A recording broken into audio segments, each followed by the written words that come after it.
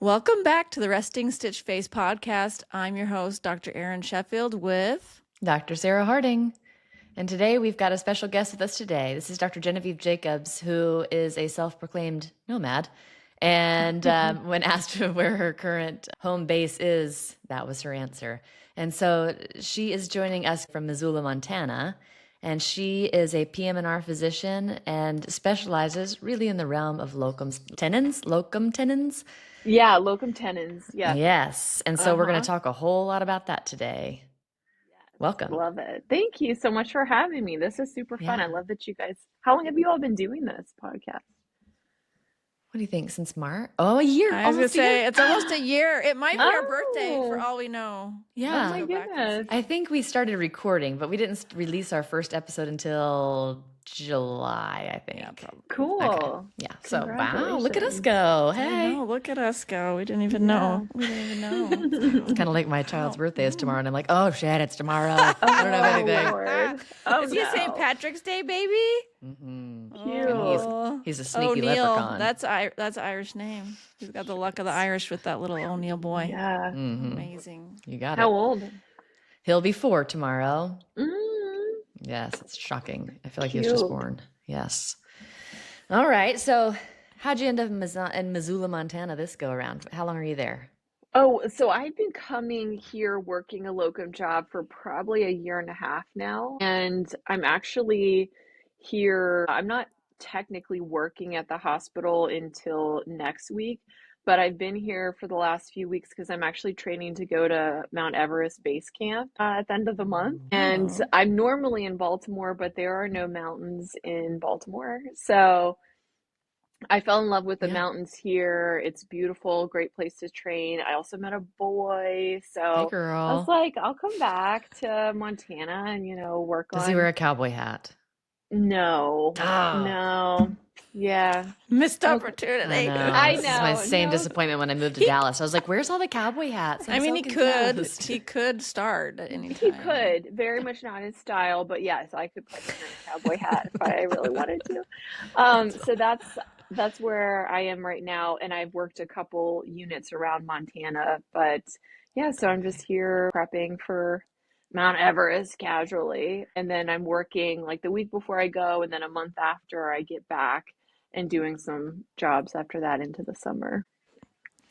Can I just say, I feel like you just derailed this whole podcast episode by like bringing up Everest. Like we're like, let's talk about locums, and now my brain is going, what? Let's talk about Mount Everest. Yeah. Actually, they're actually very much connected. The only reason I can go to Mount Everest is because I'm a locum doctor, because I have so much time freedom. I haven't worked since December, so I was like, I kind of had a little lull in the locum work for PM&R, and I was like, you know what? Why am I struggling so hard to work a job when I know I've got this big trip coming up? I'm just going to take a break for 3 months and train my butt off and go to Mount Everest and forget about working. And I could never do that with a permanent job. So it actually has a lot Right. to do with travel Okay. medicine and that That freedom. is so Okay, cool. yes, Yeah. I Yeah. love that. Okay, Yeah. thank you. Yeah. Sorry, Sarah, you go ahead with your thought train. My ADHD brain was just like, So you grew up in Baltimore. Baltimore. All Yep. right. The hood Yep. of Baltimore. And Well, then really the farmland of Baltimore. I wish Oh, I I was get like it. as cool as being in No, you actually the don't. heart of The Baltimore. farms are where it's at. Yeah, but Mhm. so I grew up like 30 minutes west of Baltimore in a very small town, but the closest Called? big city is Baltimore, Sykesville. Oh my It's a gosh, we've got to tiny talk place. about this. That's very Yeah. funny. Oh, do you know people there? Are you from Well, there? my boyfriend, like my first boyfriend in college was from there. Yeah. Oh, interesting. Yep. So you, was he your first boyfriend in high school? What was Well, his just name? a- No. we will not Yeah. spill all those beans, but Small we'll talk world. about We that. won't. Yes. Okay, don't need to you can spill the beans beans. afterwards. Yes. That is so Yeah, funny. I went to Virginia Tech for undergrad. I took Did 3 we years talk off. about this? I don't know. We might have when 'Cause we that's were where I at went to school. Pinnacle. Did you go to Virginia Tech? Yes. I grew up in just south of Richmond. This is hysterical. Oh, that's Yes. funny. Yes. When did you Oh, graduate? maybe we did talk about that. 2009. Okay. So I was 3 years ahead of you. Okay. Okay. Yeah. So then I took 3 years off. I went to NIH for 3 years and did brain injury research. I met my Oh, first PM&R physician there. She was a badass, and I was like, I want to do that. So then I was like, well, now I have to go to medical school. So I went back to Virginia Tech. They have an osteopathic med school there, and I did my med school training and went to Louisville, Kentucky for residency. okay. How Yeah. funny. Okay, this is good. Yeah. All I didn't know right. you were a Hokie. Okay, I would I have know, remembered that. I right? would have remembered that. Yeah, I'm feeling that's really really left funny. out all of a I'm sudden. sorry, I'll just, Erin. come back in 10 minutes when you guys are done talking. So then when you were at NIH, that was a great time to be at NIH, right? Mm, Because that was right as the like everything yeah. was starting in Afghanistan. You're probably doing a lot of Yes. stuff with Walter Reed and Yes. And Walter Reed um actually had just moved up to across from NIH my final year there. But yeah, okay. we were doing a lot of work. Our research was civilian side, so we were Hmm. kind of like mimicking what the military was doing, but with civilian mild traumatic brain injury and what we were Okay. seeing on MRI versus CAT scan. And I loved it. It was so interesting. And now I get to help people with brain injuries and spinal cord injuries. So it was awesome. I loved it. Wow. I didn't get And paid anything, but I was still happy. but that's not what it's all about really when it comes down to it, No. right? Yeah. And Yeah. so it makes it nice, but it's so much better to be happy and not have a Yeah. ton of money. You're right? Yeah. Well, Yeah. while I was doing it, I was like, man, I wish I could do this job forever. If only I got paid a little more.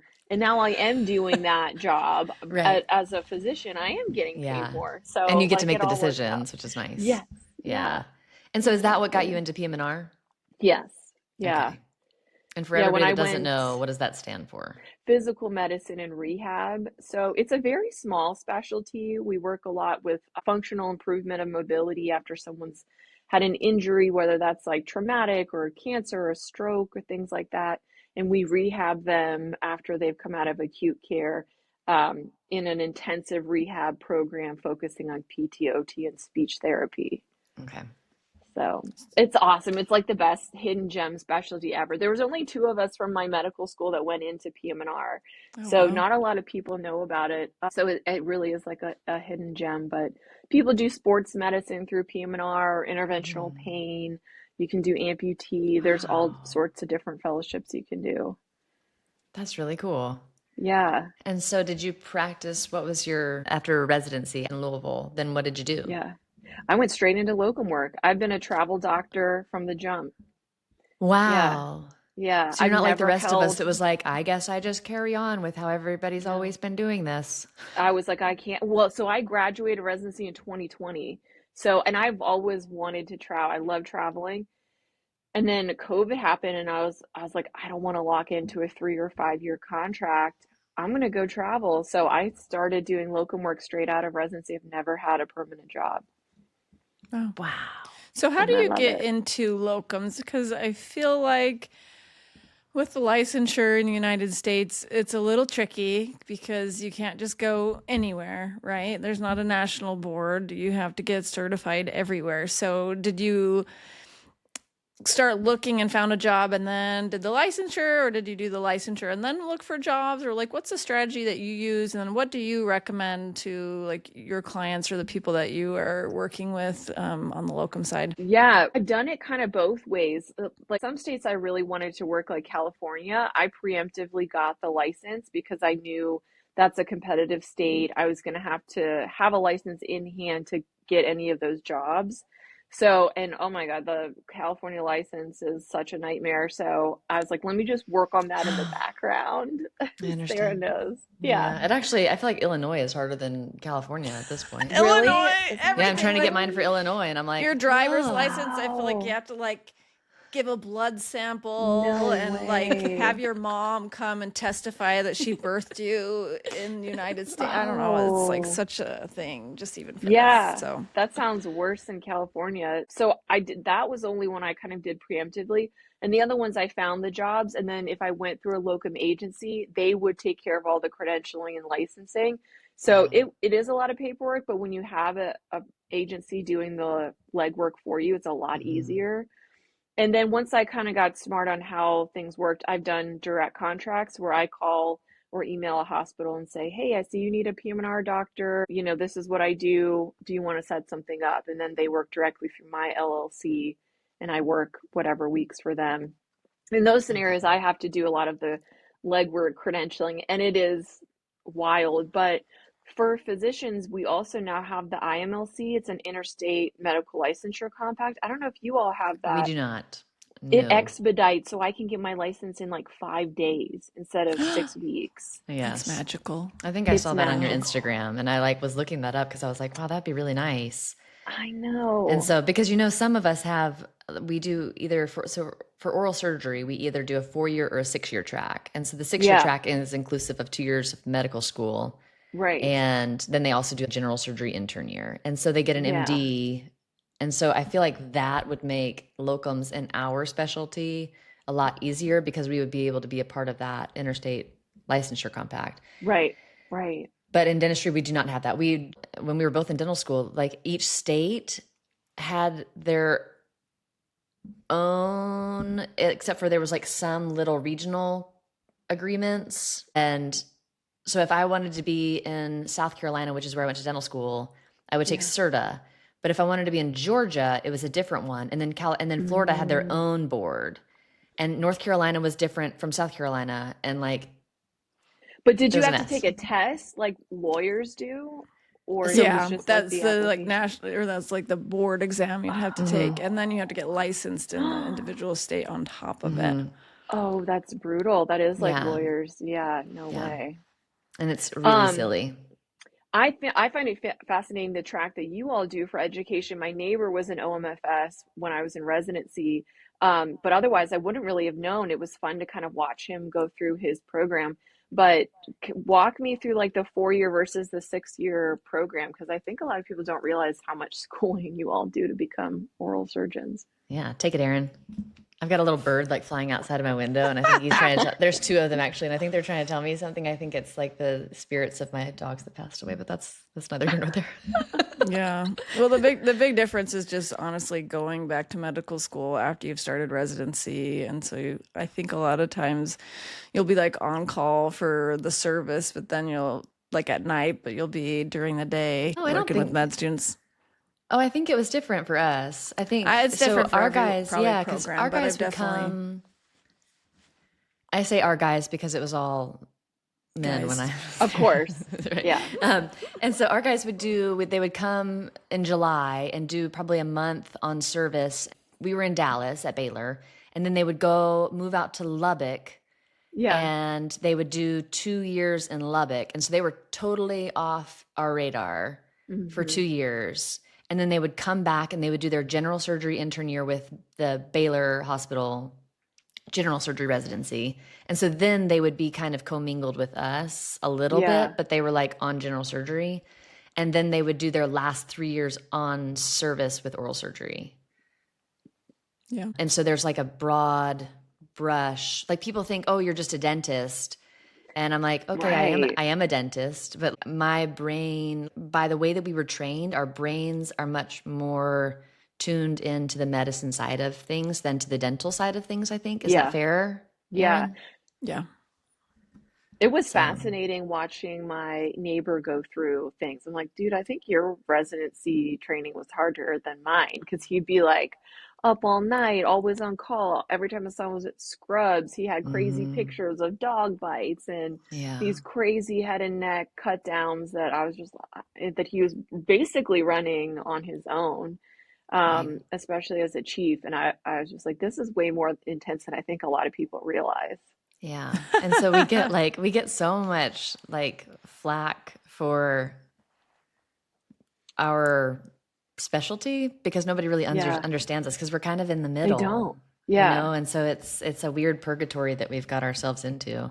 Yeah, And there's always yeah, the headline of the evil dentist when anything bad happens. It's always the evil dentist, right, maimed a patient. And Yeah. right. So then Yeah. what do you guys do? Do you have private practices, or are you in academics, or what are you all doing now? I'm in a big multi-specialty physicians private practice group. Okay. Yeah.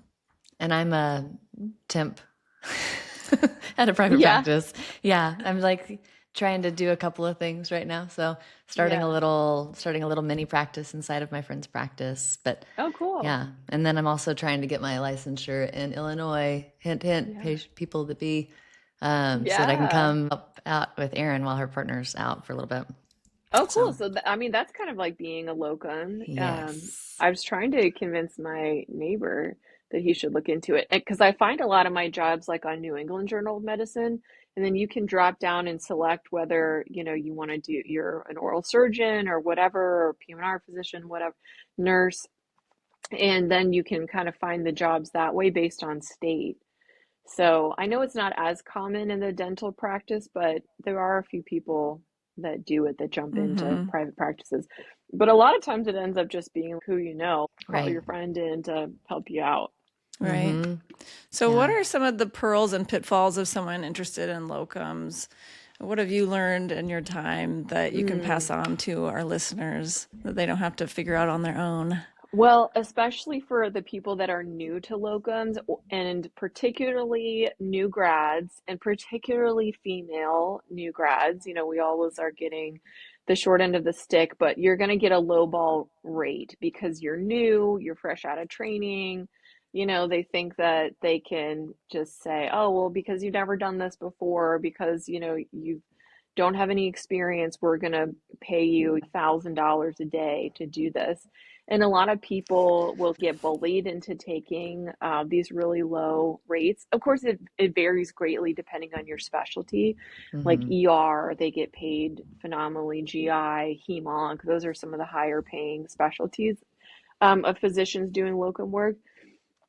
But a lot of folks end up getting kind of in this situation when it's their first job. And just, I mean, I did the same thing. I didn't know any better. I took a really low rate for my first job until I realized, wow, I'm really qualified to do this. I'm very confident in my abilities as a physician. And so the next job, I knew to negotiate a higher rate, a better night call rate, a better weekend rate. So that's usually what I tell people. I've never not negotiated up my rate in all the jobs I've taken. And I've worked probably over 40 assignments at various facilities over the years, a lot of them repeated assignments. And I've always negotiated up the rate. And they've always accepted, is the crazy part. And a lot of people I find are nervous to negotiate because I think we are definitely trained in residency that our worth isn't the XYZ. It shouldn't be assigned to a number. We're caregivers, supposed to take care of people. We can't be greedy and ask for more money. No, you have to ask for Mm-hmm. what your worth is.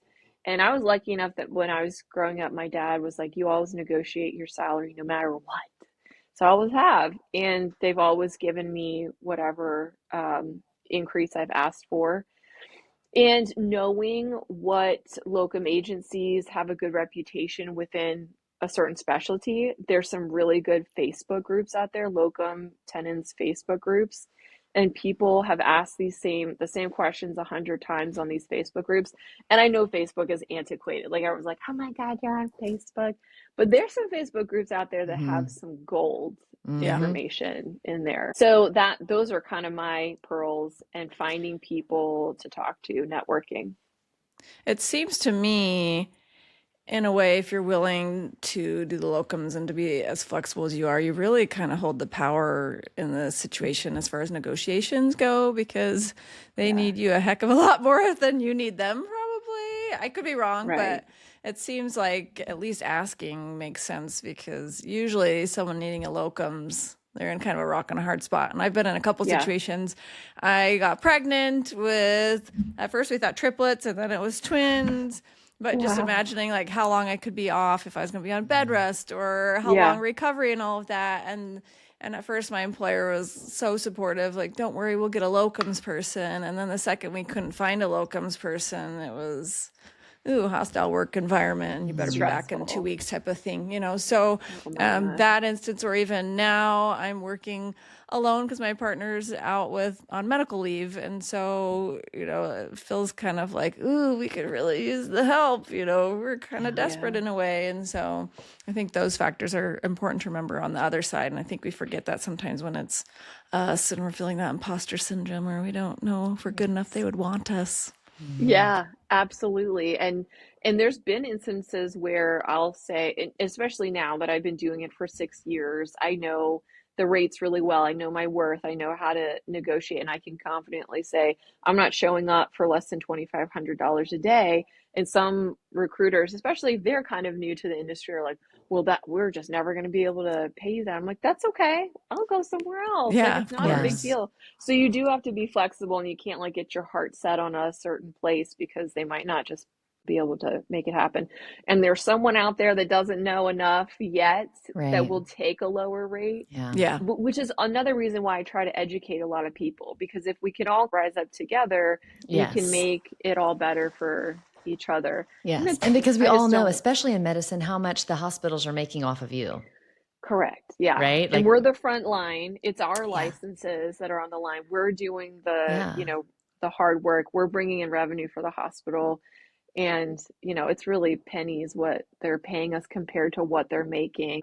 So I don't feel a lot of guilt about negotiating Right. up. Well, and sometimes it's not even the direct economic factor of your production. Some of it's just keeping a referral base and continuing to offer that Right. service and to be able to, keep that clinic open until you do find that permanent person, because it can be so hard to Yeah. rebuild a practice. And COVID, I lost referrers that were like my top referrers, and they've never come back. 6 years Yeah. later, those things changed permanently. And so that's Yeah. something that, I think about as someone wanting more help. Like, oh, even if it costs an arm and a leg to get someone here, it's worth it for the stability of the practice and, the system to have someone there. Yeah, and keeping the doors open. I mean, I've been in a few scenarios where it's like, we need you here on Monday, or we have to close the doors to the rehab unit.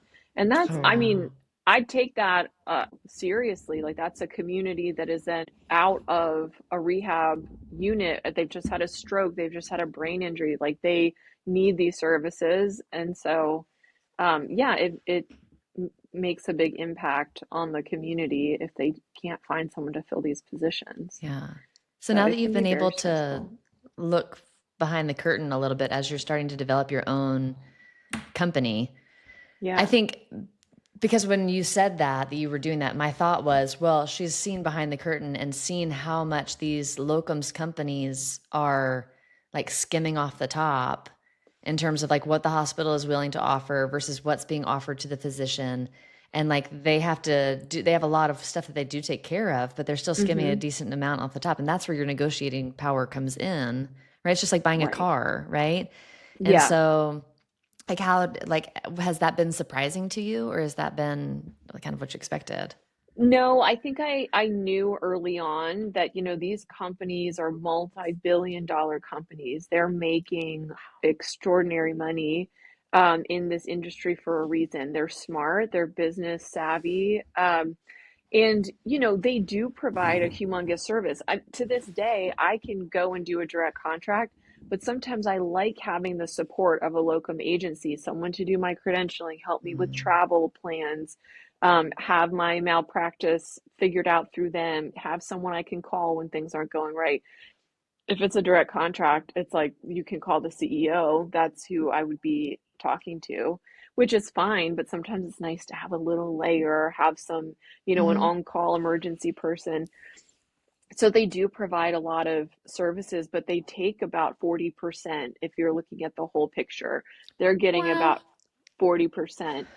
So when I'm negotiating, like I'm getting it, my number as it gets bigger, obviously it closes, it's small and, makes the number less for the locum agency. So that recruiter is going to get a lesser cut off of me. So you have to be careful with how much you're negotiating, because some locum agents are like, well, I don't necessarily want to work with her because she'll negotiate super high and I don't get as much of a cut. but I do a really good job. I get rave reviews every place I go. I get asked back by name. So then they're kind of like obligated to bring me Right, because back it makes their on. job easier because they've already done the legwork of all of your credentialing and licensure and all of that stuff for that location. And so it makes their job easier Right. in the end. Okay. Right. And ultimately, the client for a locum agency is the hospital. So if I can make their client very happy, it does reciprocate back to the agency as well. So, if the hospital is telling the agency, Dr. Jacobs did a fantastic job, we love having her, we only want her on the schedule, that looks good for the relationship going forward for that agency. So there are Okay. some reciprocal Yeah. benefits, but at the end of the day, it is a business, and they are providing a huge service, Hmm. especially for physicians that are not business savvy. A lot of us aren't, as we always hear, like we don't get taught business in med school and dental school. And so a lot of people are really nervous to jump in on their own, and to have some, hand holding by a locum agency can be really helpful. So, what are some of the other negotiation points besides salary? One thing I think about is like a travel allowance, or, if you aren't local, then, Yeah. you don't want to be paying astronomically out of your pocket to stay at a hotel or wherever. So, what do you recommend for those kind of situations? Yeah, all housing is covered automatically. So whether that's a hotel or an Airbnb, that's covered. Flights to and from the location, your rental car, gas money, malpractice is covered, licensure costs, DEA costs. There's very, very low out of pocket costs when it comes to these assignments, which is an advantage when you're working as a 1099 like I am. There's a lot of expenses that you can write off. And so other things that you can negotiate are whether you want to take night calls. So maybe there's a hospitalist at the facility and you want them to take night call, or you don't want to work weekends, or your overtime rate, which is outside of, at least for PM&R, is outside of like your allotted 8 hours, how much you get paid for every hour over those 8 hours. So those are sort of like little things like, and if I want to stay at an Airbnb, I usually have to get that approved over a hotel. So, but those are nice, like creature comforts, to have a kitchen and a place to come home to, so I can pretend like I'm not living, on the road all the time. So those are some of the little negotiating things. And I just like to go to places that I've never been. Like I've been to Alaska and California, South Carolina, wherever. I'm up for trying, anything. So that's kind of the fun part, is getting to pick where you're going. Yeah. I just had a question. I'm on this physicians locums Facebook group, and there's like a lingo to it, and I'm not like privy to the lingo. And so it sounds like they have a certain, like, maybe it's a daily rate or something like that. And then there's callback +4 or something. What does all that mean? It really is specific to the specialty. So, surgical specialties, they'll do a 4 hour gratis rate, which means you can get 4 hours free of the surgeon and then pay a 24-hour rate. There's some weirdities depending on the specialty. Hmm. For PM&R specifically, we just have a day rate, a base rate, an overtime rate, a night pager fee, and then weekend fee. And that kind of just means my callback rate is what I get paid if I go back into the hospital, because we take call from home. Um, so if something comes up and it's really, serious, and I need to go back into the rehab unit, if I have to get in my car and go there, then I charge, amount of time it took me to go back and see the patient. And that's above and beyond your regular rates. And then just holding the pager at night is usually pretty nominal, like $100 to hold the pager overnight, whether it rings or not.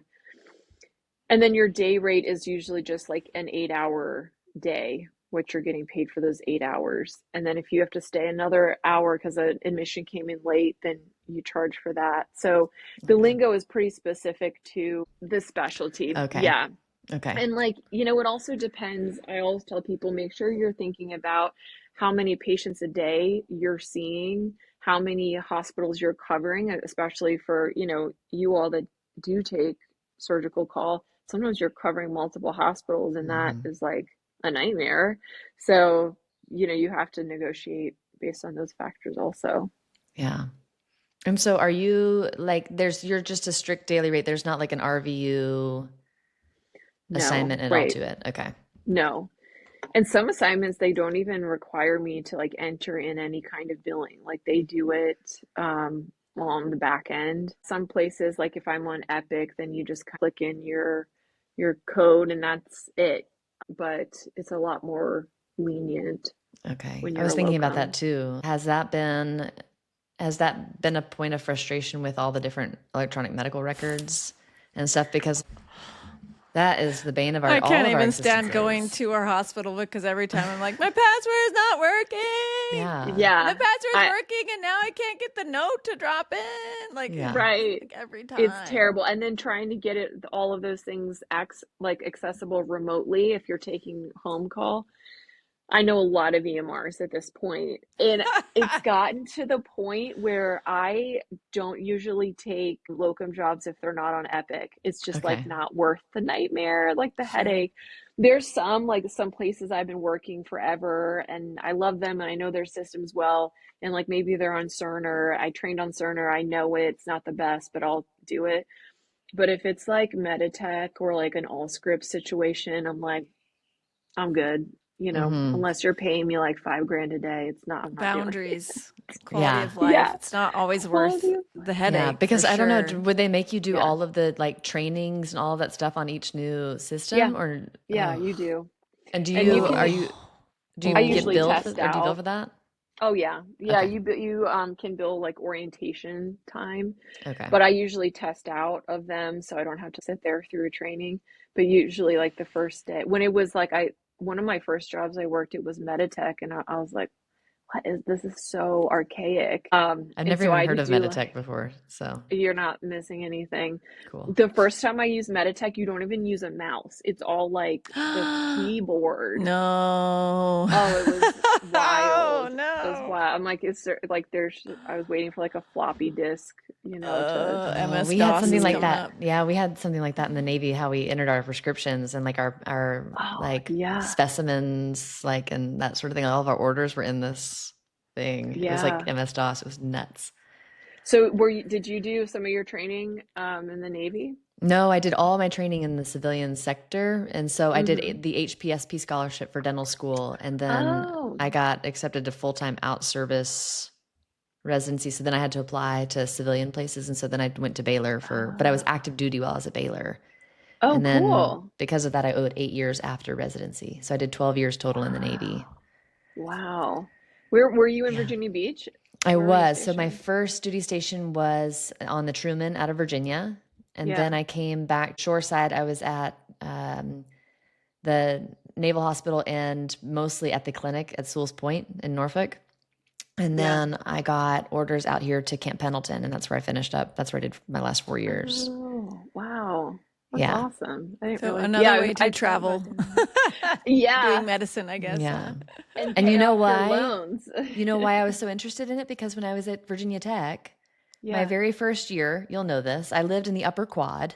There was Yeah. like one floor of girls on a dormitory that's not even there anymore. I went back to show my husband the dorm and I was like, oh my God, it was like rubble. They had just torn it down. And I was like, oh, it's not there anymore. Memories. And so it was one floor of girls in the upper quad, but I made a ton of friends in the military. And I was like, gosh, that's With the just so noble. cadets. I'm a business major. Yeah. Like, what am I going to contribute to the world? And so when I was applying for dental school and I was like, oh my gosh, I could do this. And so, because one of my classmates, one of my friends that was a freshman with me, his dad was the Surgeon General at the time. Oh, wow. Oh, I know. Wow. I didn't even realize how big of a deal that was until later. Yeah. But here we are, And so he came and spoke, and I was like, gosh, I think I could probably do that. And that's like a really good way to pay for dental school. And so that's why I did it Yeah. because I hate debt. Wow. So, Well, and I thought about doing it too. I had the contract, I was ready to sign. And then the last minute I was like, what am I doing? I can't be in the military. I hate people bossing me around, which is why I'm a locum, but yeah, yeah, so yeah. are there good any for loan you. repayment options through locums? Like if you go rural and things like that, or is that kind of Oh, that's a tricky good once you're in a No. question. spot Yeah. long enough. Yeah, a very good question that I've looked into a lot. The short answer is no. Some people say, like on the Facebook groups, like there are some people that have said that they've kept really good records of like, their longer term locum assignments, but you have to get that hospital to sign off that you worked there full time Yeah. for qualified months, and be a qualified hospital. But I never worked at a place for, 9, 10 straight months Sure. and could get someone to sign off on it. So you make a good amount of money, just doing the locum work. So what I've done is just put it all into a money market, and then I'm just gonna pay it all Yeah. off Can you talk myself. about the demographic of people doing this? Like, I think you hear different things, and again, I don't fully understand it. But for example, at our hospital, we have at least a couple like ENT doctors who don't live here, but they come at least Yeah. 1 week a month or whatever. Or you hear about even nurses who quit at the clinic and now they're locuming at the local hospital, even though they live in town and it's still considered locums and they're making a Yeah. ton more money. Like, what are most people doing? Are most people doing long-term locums? Are most people traveling to all sorts of different locums? Are most people doing it as a temporary job to like jump into something or jump out of something? Or what are you finding in your community? I see all of it.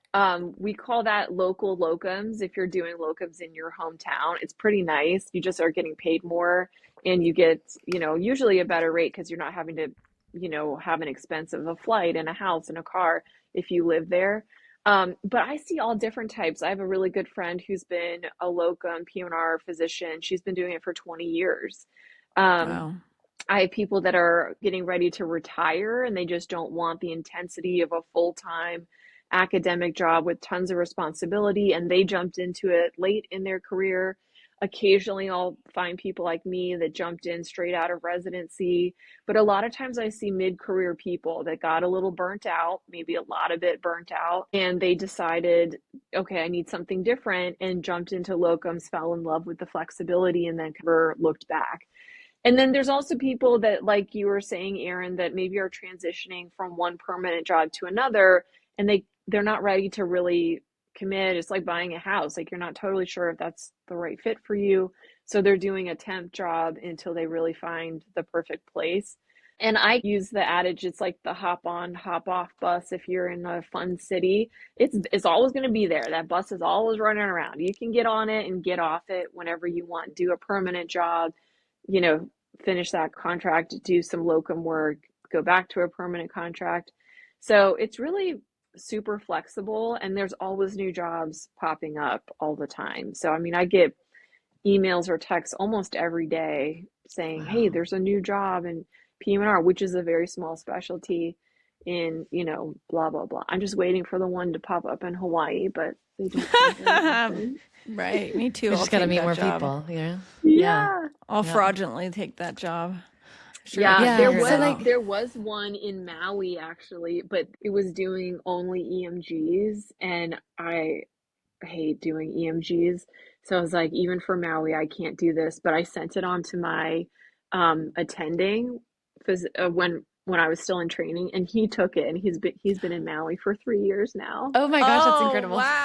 Yeah, wow. I'm I like, love you that. go do those Yeah. EMGs, That's be in awesome. Maui. Live your Yeah, best life. That's right. awesome. And so, are there people with like kids and stuff like that do locums? Yeah, it's not as frequent. A lot of people will say, like, the first thing they'll say to me is like, "Oh, you don't have kids." I don't have kids. I have a dog that I take with me on a lot of my assignments. But I do have friends that do this with kids. Obviously, it's more challenging because they have schedules. They've got school, Hmm. spring break. So a lot of my friends usually have a supportive spouse that maybe works remotely that can really help out. Or they'll frame the locum jobs around the kids' breaks, like winter breaks or spring breaks, summers, and just hit their assignments heavy when the kids are out of school so the kids can come with if it's a fun, Okay. location or whatever. Yeah. And then, if it's a stable week for the kiddos academically, maybe they can take those 2 weeks off and go work a job. And then when they're home, they're more present with their kids, is what a lot of my friends who do it Okay. with young ones tell me. But it is Yeah, harder, definitely harder. I can see that. The other Yeah. thing that I was thinking was the difference between, so when I look at medicine nowadays, medicine used to be kind of like dentistry, right? Where you would like have your thing and you would go hang up your shingle, and it was a community based thing with relationships and all of this. And I think that as hospital systems and stuff have taken over, it has become a lot less relationship based between provider and patient. And so patients will show up and say like, "Oh, well, you're in the blue team, and so these are our people Yeah. in the blue team, and you'll see one of these people." And like you may not know them, but it's like how it goes, right? And so people don't necessarily expect to see the same person all the time. But in dentistry, I don't feel like we're there, right? And and I'm okay with that. I like that because I really love the Yeah. relationship part of dentistry. But I think that's what makes locums more difficult in this, like in our area of expertise, because people are Mhm. like, well, I came here to see Dr. So and so, and who are you? And your name isn't on the website or the business card, or Mhm. I haven't met you before. And, I don't feel comfortable with this. And I understand and I get that. You know what I mean? And so I Yeah. think that that's the hesitation in dentistry and in oral surgery, because surely people go out for maternity leave, but so often, Mhm. so many of my friends will have somebody come in for those like 2 weeks, and then they'll come when their baby's 2 weeks old and like start, part-time back again just to have that continuity of care. Yeah. And like, it's so interesting to me. I get it, but then how do we bridge the gap, I guess? Yeah. It's a really challenging question, and I think about that a lot because the patients, like you're saying, they're maybe not necessarily getting that continuity. So I, at least for me, take a lot of responsibility in providing the best possible care. And a lot of times I'll address early on, hey, I'm filling in for the medical director. She's fantastic. She's out on maternity leave, or she's on vacation for 2 weeks, getting rested up. I'm going to take excellent care of you, and then she's going to come back. I kind of let them know that I am a transition person. Okay. Um, Not to make them be like, well, oh, you're like the substitute doctor or whatever. I think it makes me put in a little, even more effort to Mhm. build a strong rapport with the patients so that by the end they forget that I'm just there as a temp. Like I'm their doctor and I did a great job helping them. But it is a risk because you have some people that maybe don't show up 100% and give locum doctors a bad rap, um and then people can feel like, well, this was just someone that was a stand-in, a fill-in, and didn't really care as much. And you can feel that sometimes with the unit and the staff, like, does this person really care about our community, or are they Mhm. just flying in to get their paycheck and leave? So I try to put in a lot of effort to quell that fear with staff and patients and show them that I'm putting in a lot of effort and I care about their community and their unit, because I do. One way I try to show up and be present in that way is I do a lot of education when I'm working a locum job. People love to be taught, educated. Like if Mhm. I give them little mini lectures on high yield topics that are relevant to their unit, staff members, and people love it. They're like, "Oh my God, she wants to teach us. She wants to help. She wants us to, get better," Yeah. or, and people seem to really respond well to that. So that's one little way I try to connect with people so they don't feel like you're just kind of like a stand-in for 2 weeks and Right. you're gone. But Yeah. it's a definitely a huge issue. Hurdle. Yeah. Yeah. I can Yeah. see that. Yeah, because that's what I worry about too, coming in with Aaron, and they're like, "Well, who are you? You're not Or usually yeah. here," and like, Yeah. referring doctors and that sort of thing. They're like, "Well, there's this other person there. We don't know who that is, and But you this is a also small have to Yeah. town." And think that when they call and they say, I want to get in, and they say you can't get in till August or September, how Right. grateful they would be that there's an option for someone who could get them in April. Right. so it goes Yeah. both ways. And someone that we love and that we trust and we highly recommend, and you're going to love her too. Yeah. And then they ought, of course they'll fall in love with you right away and be like, oh my gosh, there's this new person and we love it, the practice. And then soon they'll be asking for you, and then I you'll was going to be, say, on to your next. I think it's a higher risk that you Erin come, always says and this. then none of my patients want to see me anymore because they hear about this beautiful, blonde, charismatic, sweet. Crotchety old farmer lady from California. Yeah. How's the avocado farm business Oh, girl, going? good. It's good. I'm working on a website. I'm going to try and do a little e-commerce this year. Yes. I just made my Yes. first guacamole of the season, and the kids were so excited. Mom, will you make guacamole? And I was like, I don't know if I have any soft. Oh, I found like one soft one. Nice. Yes. Amazing. So here in the next week or two, I'll get it up, but it'll be avocadodonis.com. Cool. I Yep. love that. Yep. There we go. We're doing it. It's a good way to Yes. not make any money again. But have fun. But Have here fun we to are. be an entrepreneur. Right? It's better to learn in the low stakes get back. environments than in the high stakes environments, right? Well, that's another fun thing about being a travel doctor and taking lots of time off in between assignments is you can come up with cool ideas and businesses. And, that's how I started my consulting business, helping other locum doctors, was like I had a lot of free time.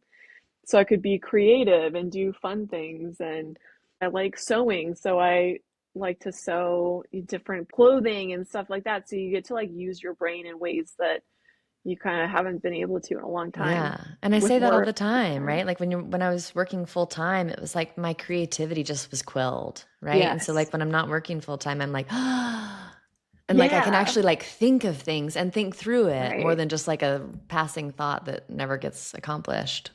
Right. So Yeah. that's really Well, cool. I love that. It just seems kind of like an option to take your life back by the reins. I mean, it's maybe not the Yeah. most convenient. You have to be flexible. You have to be willing to travel. You have to be willing to disrupt your system Right. or your calendar and all of that. But also, Yeah. I love that you're able to, if it's not working out, you're done after a little while, Yeah. or you're not hopefully getting burnt out because you get a fresh start and you get that extra time and you can take as much time off in between as you want. So I think that's a really, really Yeah. cool option. And I love that you were able to explain and kind of discuss that a little more. Did you have anything more you wanted to Yeah. say? Can you tell us a little more about the consulting business if we have And listeners about Mount that are Everest. curious to hear? Oh, and we didn't even talk about Everest. Yes. Tell us a little Oh, bit about your yeah. business, and then tell us what is happening at Everest. You're going to base camp. Does that mean Yeah. you're not going all the way to the top? I want to hear all the Right. things. Not to the top. It's with actually a group. It's Wild Med Ventures. It's run by an ER doctor who's also a locum, and his wife is a PA. And they do adventure groups all across the world. It's like sort of geared more for people in healthcare, but it's open to whoever. Hey, what is it And they called? had a Wild Med Ventures. Ben Mattingly is the Okay. ER I physician. think one of my and his girlfriends wife, did Benny. this last year. Oh, cool. Yeah. Yeah. And so they had a last minute opening for April for Mount Everest. And I was like, okay, I need a hard thing to do for 2026. So I signed up. And then I've just been training for the last few months, like just getting ready for that. So base camp is 18,500 feet in elevation, and then the top is 39,000 feet. So Ben, the owner of the company, he's been to the summit, but this round we're just going to base camp. So Just going to base going to camp. base camp. I Yeah. have awful elevations. It's not really Oh, me sickness, but like I get like Yeah, bad it is. headaches and stuff. Yeah, where I'm taking a lot of acetazolamide with me, and things So like how that. how tall are the mountains around you that you've been practicing on? Well, they're only 5,000 feet here in Yeah. Montana, so I'm not getting the elevation, but I'm certainly getting the workouts, Sure. the steepness and the length. But I thought about going to Denver for a weekend, but like at this point, I'm 2 weeks out. I don't know. It's gonna make much Yeah. difference. Have So you we been got doing it with like the Dimax. oxygen deprivation like No, mask? no. I was like, I'm not that far into torture, so I'm Thank from you. Utah, Nothing and I have happened. this arrogant feeling that I'm just adapted to high altitude locations. Yeah. And I think that it leaves you after you move away. But I always think like it's got after living there for over 20 years, there has to be like Yeah. a little lingering, maybe. I don't Something. Yeah. know. I Yeah. don't know. Yeah. So Maybe you Okay, should I'm do tell us it. about excited. your We'll see. consulting business. Yeah.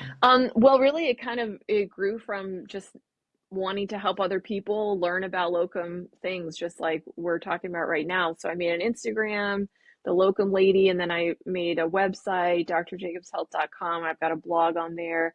And then people can jump on calls and I'll just kind of talk them through how to become a locum practitioner. And then I made a little video course so people can kind of get a more in-depth, Cool. step-by-step curriculum on how to jump in. And then I have digital downloads that give you like the links to the Facebook groups and where I find all my jobs and Oh, just cool. sort of red flags to look for and my high yield tips and tricks and things like that. So, um, it's been a passion project the last few years, and now I'm kind of at the point where, well, I want to give a white glove experience to other healthcare providers and make sure they have the best possible experience while getting paid at the top of their Mm-hmm. specialty. So that's I think where, that's really valuable coming from the doctor side because probably yeah, most of the agencies are coming from the business side Mm-hmm. and they're yeah, trying to yeah, maximize their profits. I love how you are coming from the doctor facing side and probably right, wanting to help them have the best experience as opposed to the business people wanting the hospital to have the best yeah, experience. So I love that. yeah, A great resource. Yeah. No yeah, kidding. absolutely. Great. Well, super cool. Well, when Yeah. we figure out how to get this dental licensure interstate compact thing going, Yeah. you I know? know. That's wild. Yeah. Oh Well, my it's gosh. interesting because one of my colleagues that's in the Navy here, his wife is also a dentist and he's active duty. And so they were moving around all over the place, right? Mm, And that's really hard for a dentist to be like, oh, we've been here for a year. Oh, I need to move to a different yeah. state and get a new license. And so his wife went and was lobbying Congress, and they finally passed a Wow. thing where it makes it easier for military spouses to get more like a Oh, portable licensure. And so Well, I I was think going to that, say, I was previously a military spouse, and I was in certain states, you can get an expedited hmm licensure. So that was probably from your friend's wife doing yeah, all that hard work. wow. So yeah, thanks to her. right. That's cool. Yeah, so it's like I Yeah. think that it's just there's not enough of a push, maybe, you know what I mean? Yeah. Because there's just not our it's we're just so small, you know? Hmm.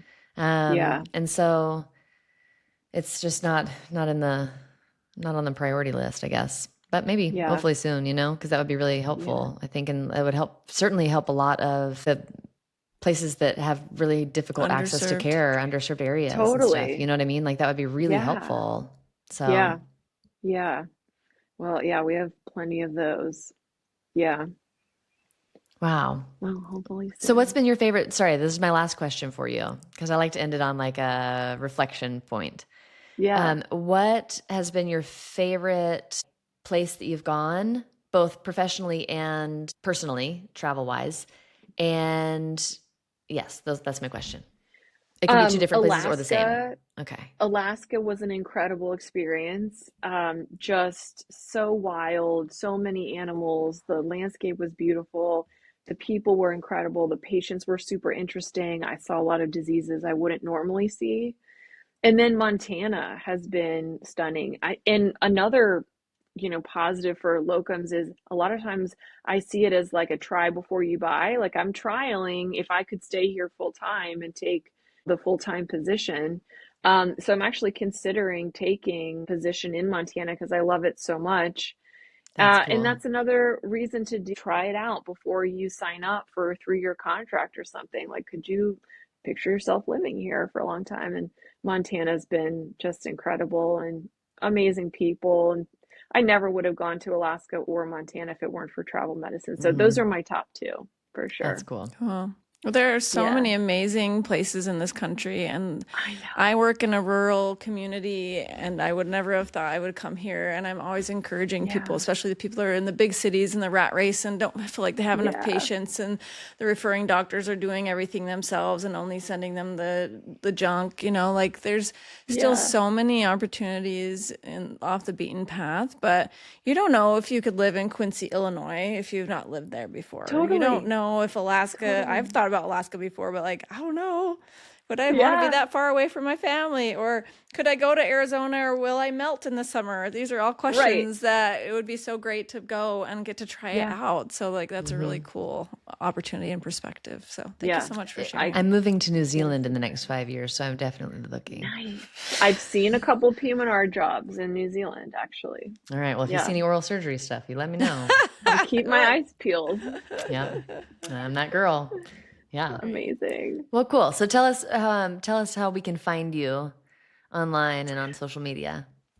I would say Instagram is probably the easiest. It's the Locum Lady. It's the same for TikTok, the Locum Lady. I'm an elder millennial. I'm doing my best out here, but I try to put out some funny stuff, education, make sure like everyone knows what kind of rates they should be asking for. And then my website, drjacobshealth.com. Those are all the ways to get a hold of me. But just slide into my DMs, honestly, is the easiest way. That's how we got on the podcast, was through DMs. Right. So That's right. yeah. Cool. Well, thank Yeah. you so much. Thank you guys. Yes, and Thank enjoy you. it. We can't wait to hear about Mount Everest. We'll be following Oh, along. I know. I'll post pictures. Yes, Okay. make sure you post a lot of pictures. I can't Good. wait. Yes. Yeah. All All right. Well, Thank thanks so you. much. Bye, guys. Bye. Bye.